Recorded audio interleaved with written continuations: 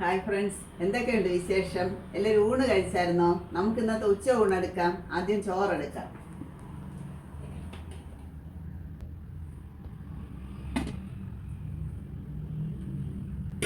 Beans തോരൻ വെച്ചിട്ടുണ്ട്, അതിൽ നിന്ന് വയ്ക്കാം.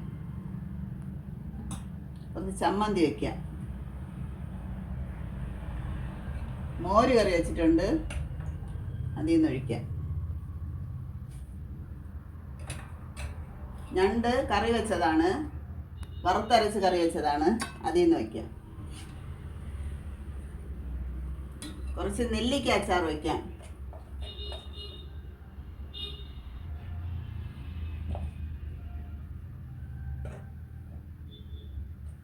ഇത്രയാണ് ഇന്നത്തെ എൻ്റെ ഉച്ചയൂണ്.